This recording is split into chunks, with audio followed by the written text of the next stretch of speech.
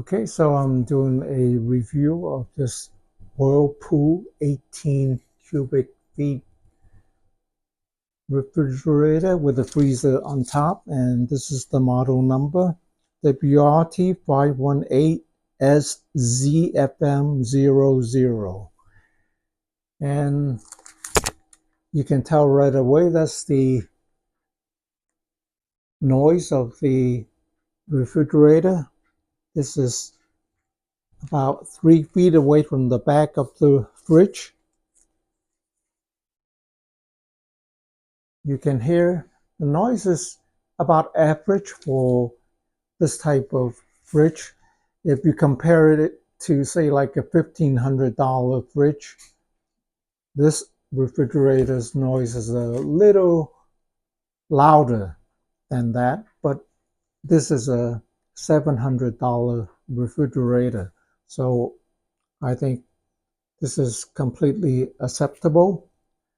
So when I first got the fridge, the condenser coil at the bottom, if you open up that panel on the bottom, the condenser coil was rattling a little bit when the compressor starts up. So all I had to do to quiet that down is to use some zip tie and some packing foam and just tie up the condenser coil against whatever is back there that I can secure it, the condenser coil to quiet down the fridge. So now when the compressor starts up, the noise is higher than when it is running now. So that is normal because when you first start up, the noise of the compressor is usually a little higher. So the noise is not excessive, and I think most of you would want to know now is the refrigerator reliable? So I've owned this for about 8.5 years, and I haven't really had any issues at all. Everything is working fine.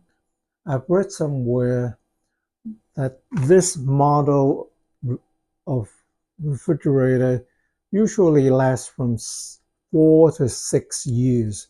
So for me, this fridge has lasted much longer than that and no issues at all. So this is a stainless steel version of the fridge. It comes in like white and black and whatever. I'm not sure. So this is a stainless steel version.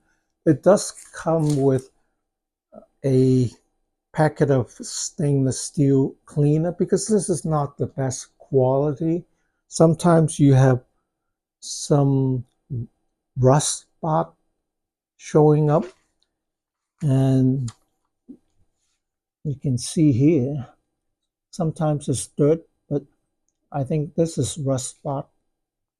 And if you use the stainless steel cleaner, you can clean it off. So I would suspect if this is like a $2,000 refrigerator, it wouldn't be like that.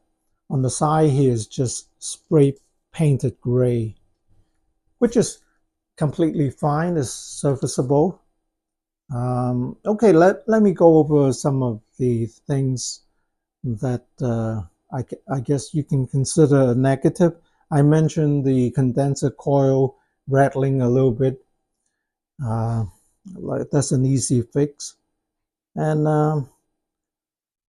the LED light is, I think, a little weak, but I think it's okay. There's no LED on the inside the freezer.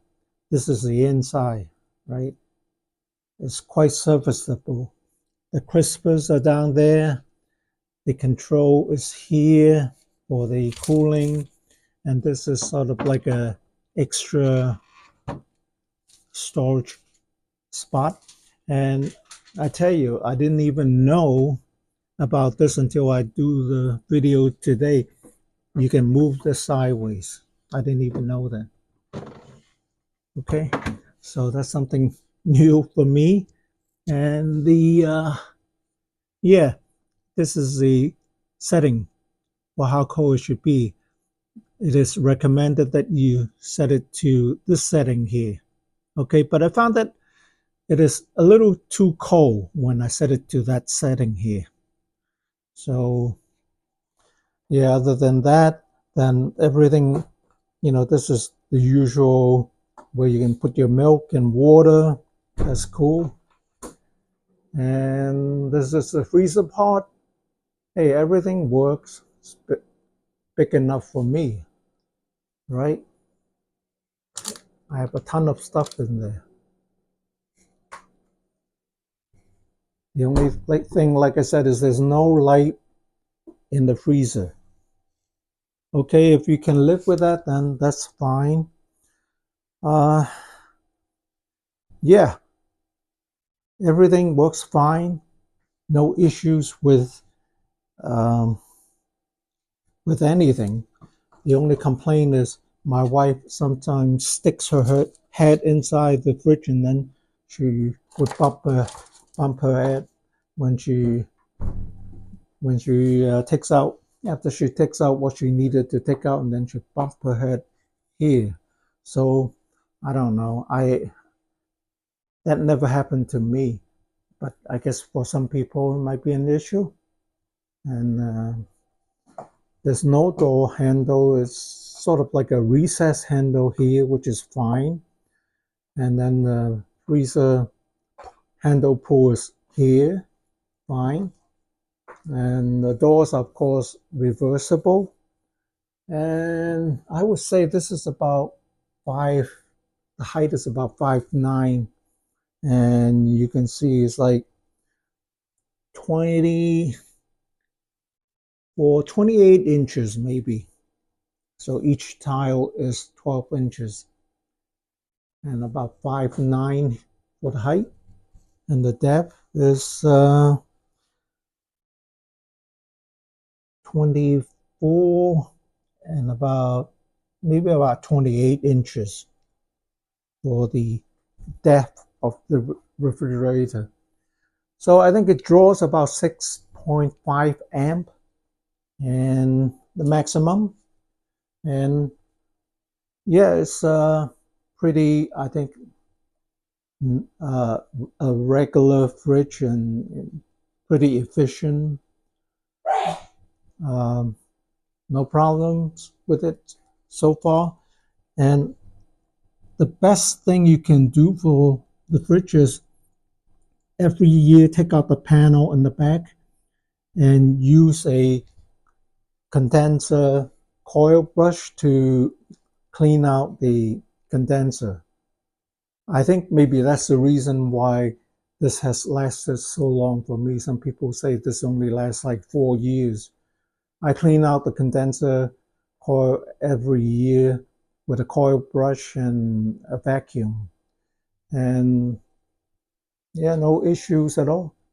If you find any issues for most of the refrigerator, usually is the evaporator fan back there, because there's the fan that comes on every time the refrigerator comes on. The fan will spin and it will send cold air to the lower part there. That is the weak part of the refrigerator, no matter which brand it is. And then that's an easy fix. You buy OEM or aftermarket evaporator fan for that. Other than that, the if the compressor doesn't work in the back, that will usually be the PTC protector that protects the fridge, and if that is not working, then the compressor wouldn't run. And then you have the capacitor as well as the relay that plugs into the compressor. And usually those are the things that would go wrong if your compressor doesn't run at all. the first thing to check would be the PTC protection device that basically when the fridge starts up, it allows for more current to run the start winding for the fridge, and then once the compressor starts up, the PTC would cut out the extra current to start the compressor, and that can go wrong. If that doesn't work, then your compressor wouldn't work. But if the compressor doesn't work, then forget about it. It will be very expensive to replace the compressor. But anything other than that, the evaporator fan and the PTC, the capacitor, the start relay, all those are very inexpensive and easy to replace. Then of course you have the defrost heater that can go bad too, but I haven't had one gone bad for me ever. And I think the control board is inside here. It's a small control board that can go wrong too, and that can be expensive if you buy a new one. But generally, you can buy a used one.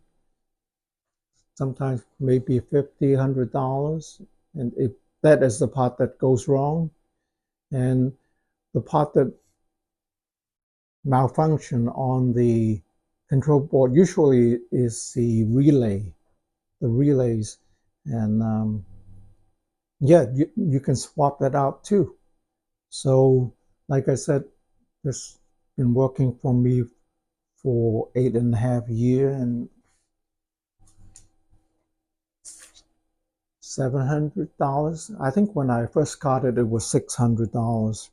So 8 years later, they probably sell the exact same model, or if not, maybe just slightly different. All right, I think if you don't want to spend like $1,500 or $2,000, it's crazy. The refrigerators, they have like side by side or French door, basically useless things for me. And I would rather have a freezer on top and the fridge on the bottom, and it doesn't occupy a lot of space. So if that works for you, I think this Whirlpool is a good thing. All right. Thanks for watching.